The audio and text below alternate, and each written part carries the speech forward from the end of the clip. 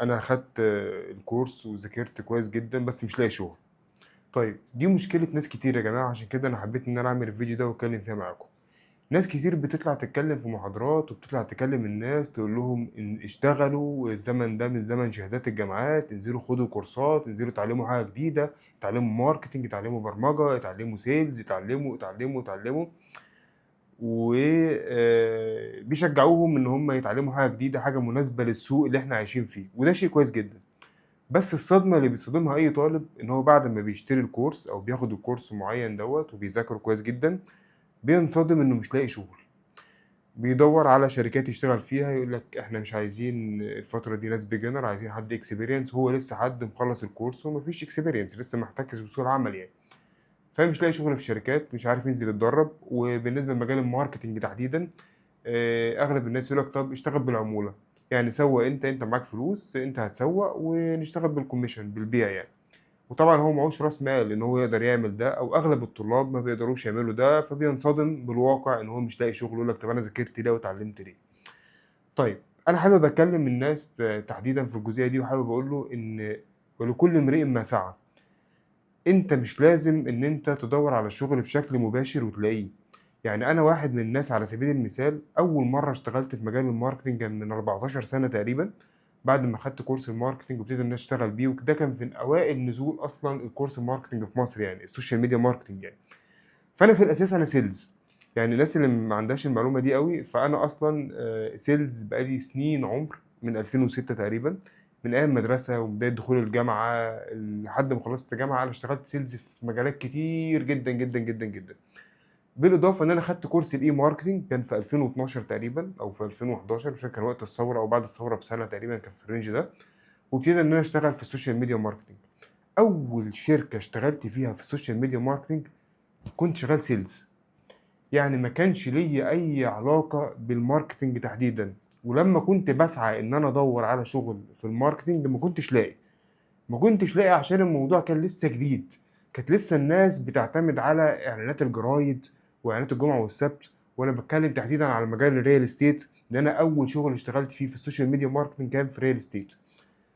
فنزلت في الشركة دي sales، اشتغلت as a sales لأن أنا عندي experience sales كانت قوية جدًا. فنزلت إن أنا اشتغلت sales الفترة دي بشكل كويس، وابتديت واحدة، واحدة إن أنا أقدّم الservice الخاصة بالmarketing للشركة. ابتديت إن أنا أتكلّم مع صاحب الشركة ومع المديرين، طَب إحنا ليه ما نعملش كده؟ طَب إحنا ليه ما نشتغلش إحنا نعمل إعلانات على الفيسبوك ونجيب data، والdata دي نكلّمها ونقدر إن إحنا نبيع لها بشكل مباشر أسرع من إعلانات الجرايد. فابتدت اللمبة تنوّر، هو ده ينفع؟ هو ده ممكن؟ إحنا نعرف سمعنا عن مجال السوشيال ميديا ماركتينج، بس كان الموضوع بالنسبة لنا لسه جديد. طب ما تيجي نجرّب. فلمّا جه جرّب مع حد ثقة بالنسبة له، حد باع له أصلًا على أرض الواقع، حد sales بالنسبة له شاطر واشتغل معاه وفاهم المجال بتاعه كويس جدًا وفاهم الproduct كويس جدًا. وابتدى قال له طب يالّا نجرّب، محتاجين نعمل إيه؟ عايزين فيزا، عايزين نشحنها بمبلغ معيّن. وكان ساعتها الإعلانات دي كانت رخيصة جدًا عن المبالغ بتاعة دلوقتي. يعني كان ممكن ب200، 300 جنيه تعمل إعلان يكسّر الدنيا في الوقت ده.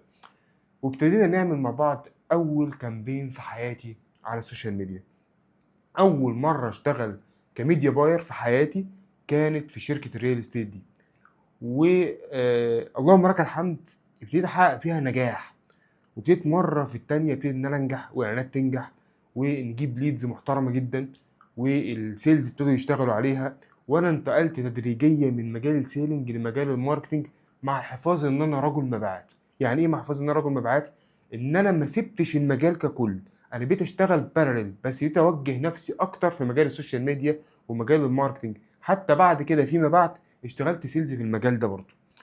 وبقيت إن أنا أشتغل من مجال لمجال وأتنطط من مكان لمكان لحد ما استقريت في مكان معين، ابتديت إن أنا أبني اسم وأبني career في مجال المبيعات وفي مجال التسويق. فاللي أنا عايز أقوله إن أنت مش لازم تلاقي وظيفتك مباشرةً في سوق العمل، دَوّر عليها. لكن فكرة إن أنت تفضل قاعد في مكانك وحاطط إيدك على خدّك وقاعد بتقول أنا مش لاقي شغل، وقاعد على القهوة بتلعب استيميشن مع أصحابك، يستحيل تلاقي شغل. عشان بس تبقى أنت فاهم، مش لازم تلاقي شغل في المجال اللي أنت اتعلمته مباشرةً. انزل سوق العمل والعلاقات هي اللي هتبني لك شغل. انزل سوق العمل وسوق العمل هو اللي هيفتح لك مجالات.